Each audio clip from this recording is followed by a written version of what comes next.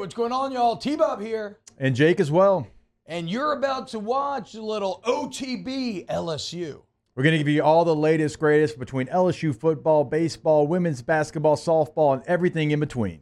Bottom line, if you want to talk Tigers, keep it locked, subscribe, like it, and we hope you enjoy it. All right, let's talk a little LSU here, because about a week ago, spring rosters were released, and there was a position change that is highly perplexing. And we've said on it, we've thought about it, we've bandied about it in the hallways of Guarantee, and I cannot really understand the idea behind it. But Jawan Johnson is listed as a quarterback on the spring roster. Now, Tay, help me out here. Give me the full Jawan Johnson positional journey up to this point. Yeah, so when he came to LSU, if you remember on signing day, Kelly was like, hey, he's like probably the most versatile player. He might be the best athlete in this class because he won state championship as a quarterback and corner. He played both ways in high school. He was great at both. He was second string star last fall, right behind Major Burns, and he was making plays. During camp. During fall camp. He was second string star with that second group defense right behind Major Burns, and he looked really good out there. I mean, he didn't look like a true freshman out there. He wasn't making the mistakes. I mean, he was locking people up. And then if you remember when John Emery got hurt against USC, they had to move Jawan Johnson to running back. Played for 2 games, did some nice things. He scored a touchdown his first game. Yeah, but you didn't really see him again after like 2 games. And then the word was they had kind of moved him back to DB. Now I guess he's a quarterback, and I don't like it at all.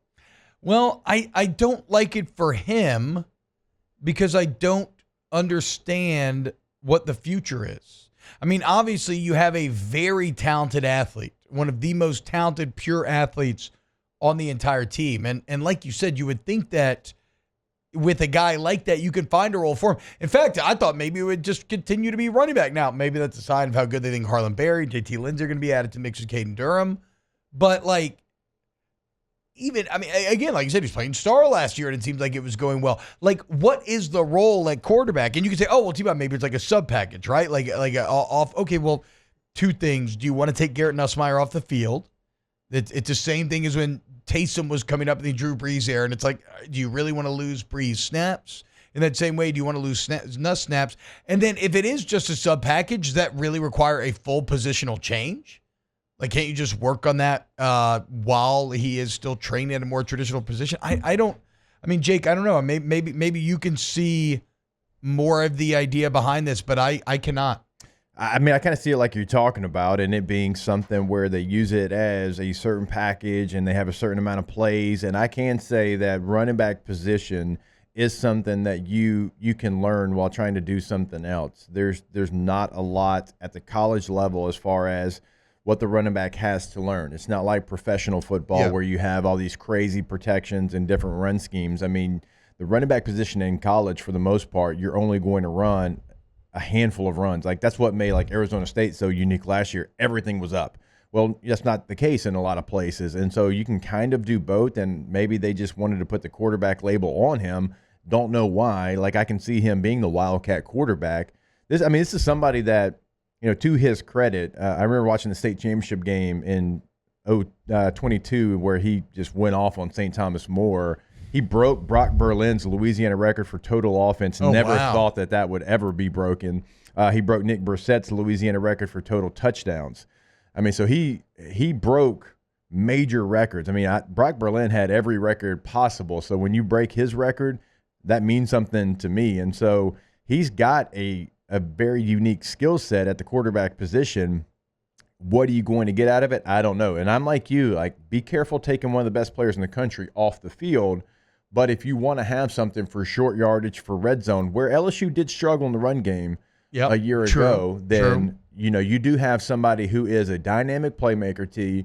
You can run read option, and does he have the ability, a la Taysom Hill, I was going to say, put so the it's ball kind of sounding through like the air, where it's not just as a runner. So maybe not as maybe not enough of an arm to be a true traditional every down quarterback, but given his quarterbacking background, enough where the defense would have to respect it, and if they do not respect it, then he can make them pay. I mean, his last 2 years of high school, he threw for almost 8,000 yards. Is he good enough to play traditional quarterback then? I mean, I've never seen him throw the ball really. I didn't watch him in high school. Like, are we overthinking this? Is this a move where they just think that he adds to that room? I mean, it's tough with Van Buren there, and of course Colin Hurley recovered. Maybe is it just a depth thing because Colin Hurley remains in recovery? I mean, there's for sure some depth issues there. Yeah. I mean, you got a really good preferred walk-on who had scholarship offers, and that's great. But behind now your two quarterbacks with Hurley's situation still up in the air, that doesn't leave you a lot. That room's pretty thin. True. And so you have a player again. That's why I kind of mentioned the running back stuff, because he can still do that and be in the quarterback room. Okay.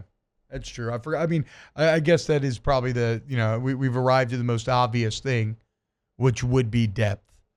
But I just hope for Jawan Johnson's sake that they give him a chance to actually have a role, because otherwise, if it's just you're either going to play at like traditional quarterback or you're not, then he has to transfer. It'd be really tough, and you want to be a team player. You want to do everything that you can. And he's done that, right? He went from spending all of camp at Star, and then like, hey, actually, want you at running back, and then like, sure. Now, granted, they gave him some opportunity, an early touchdown, which had to feel good, had to help, but yeah, for him individually, this is a tough switch to make in terms of like, where's my career going? Where does my eventual future here in the program lie? And I hope that it makes, I hope that it works out for him. Over spring ball. Who knows? So it's probably just depth, but the Taysom Hill analogy is interesting in terms of a unique piece that you could use in a similar fashion. Certainly he played as a true freshman. Yeah. There's something that they see they like. Yeah. Otherwise, when you put him in at the running back position, think of the players that you were taking off the field this year, including another, freshman All-American type in Durham. So there's something they like there. There's a skill set. You have depth issues at quarterback. You're pretty good at running back right now. He can learn running back while also being in the quarterback room, and maybe he gives you, a dynamic that you're looking for. So certainly an interesting storyline to watch as spring ball prepares to get underway.